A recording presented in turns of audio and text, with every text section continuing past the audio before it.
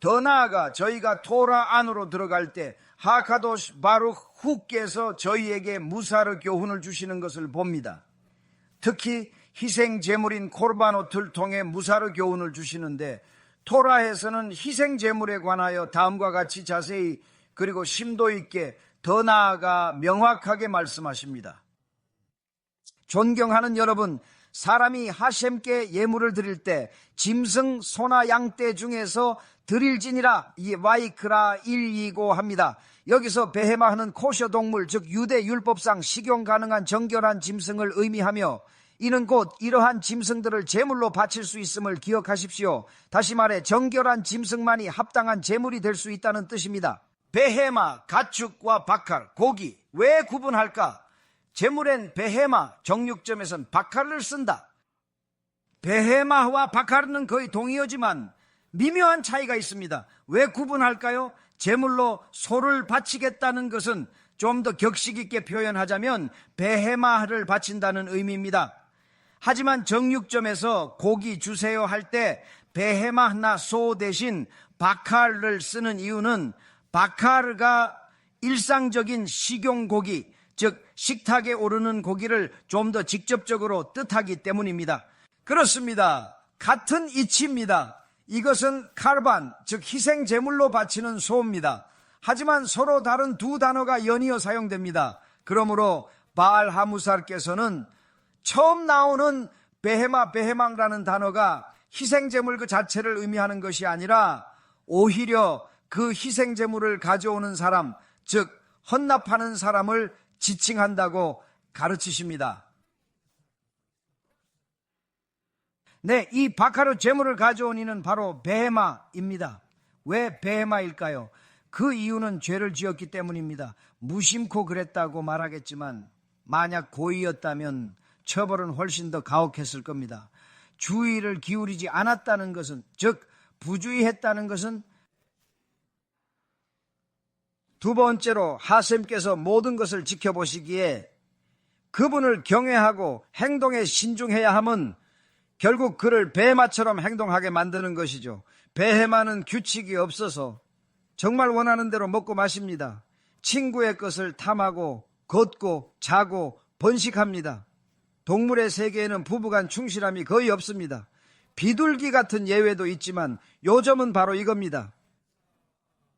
음식에 있어서는 친구의 음식을 먹을 것입니다. 걷고 싶어 하고 자고 싶어 하고 번식하고 싶어 합니다. 동물 세계에는 비둘기처럼 예외적인 몇몇 동물을 제외하고는 아내나 남편 사이에 충성심이 없습니다. 하지만 요점은 바로 그것입니다. 짐승이 아무데나 먹고 아무데나 마시며 아무데나 번식하면 나쁜 소라 하지 않고 그저 소답게 행동한다고 말할 것입니다. 하지만 만약 사람이, 특히 유대인이 하나님께서 모든 행동과 생각을 낱낱이 지켜보시지 않는 것처럼 사업을 한다면 그는 분명 토라와 도덕에 어긋나는 행동을 하는 것입니다.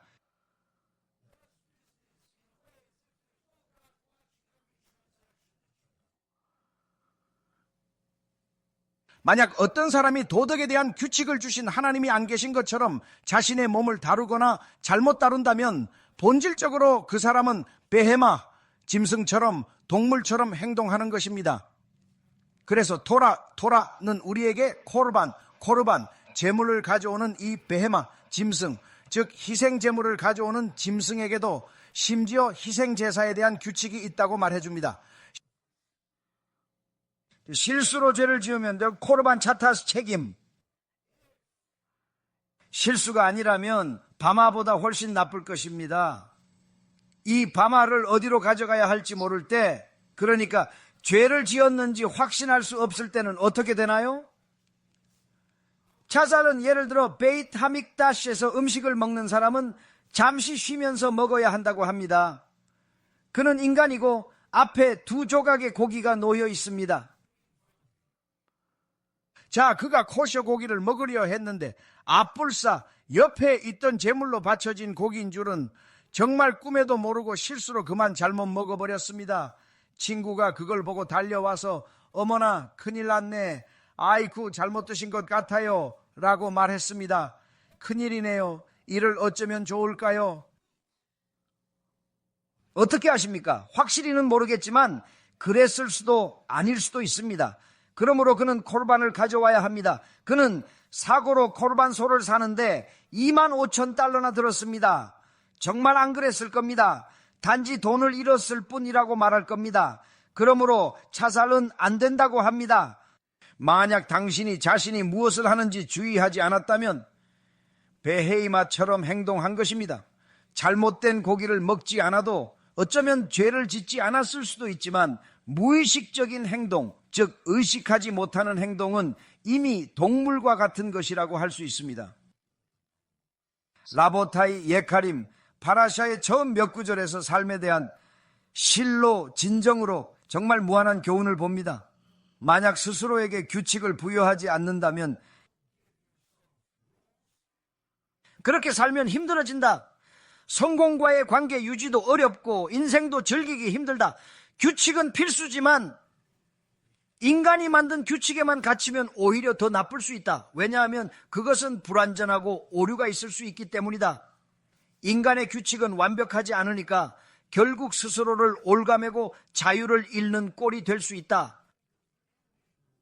그들은 변합니다. 시대에 따라, 태도에 따라, 또 공동체에 따라서요. 너무나 변덕스러워서 오늘은 이것을 좋아하다가도 다음 주에는 금세 저것을 좋아하죠. 심지어 과학자조차도 말을 바꾸니 하카도시 바루흐 후께서 우리에게 토라를 밤낮으로 배우라고 끊임없이 탐구하라고 하신 이유가 바로 여기에 있습니다. 그분께서 예호슈아 빈 눈에게 하신 말씀이기도 하고요. 토라를 밤낮으로 배우십시오. 하셈의 규칙은 변치 않으며 그분께서 주신 규칙은 절대적입니다. 기독교인이나 이슬람교도가 무슨 말을 하든지 그들의 말에 흔들리지 마십시오. 굳건히 토라를 배우십시오. 결론적으로 하카도시 바루흐 후께서는 토라가 단순히 선택의 문제가 아닌 삶의 필수 요소라고 분명히 말씀하십니다. 토라는 단순한 삶의 일부가 아닌 우리 삶 그 자체입니다. 그러므로 토라를 깊이 배우고 묵상하지 않으면 이 진실을 믿기 어려울 것입니다. 토라가 삶이라고 믿지 않겠지. 필요도 느끼지 않을 거야. 좋을 수도 있고 현명할 수도. 하지만 꼭 따라야 할 필요는 없다고 생각하겠지. 랍비님 과장이 심하십니다. 토라에는 우리가 믿기 전 알아야 할 교훈이 많습니다. 열방의 빛이 되어야지 그들 관습을 따르면 안 됩니다. 유대인은 유대인임을 기억하고 비유대적 명절은 기념하지 마십시오. 토라에 대한 불경이며 하나님의 이름을 더럽힐 수 있습니다. 토라와 우리 명절을 고수하십시오. 그것이 유대인의 길입니다. 저희는 유대인입니다. 비유대인 명절은 무해해 보여도 기념하지 않습니다. 이는 질줄 질술이며 토라에 대한 불경이고 칠룰 하셈으로 이어질 수 있습니다. 토라와 고유 명절들을 고수하십시오. 그것이 진정한 유대인의 길입니다.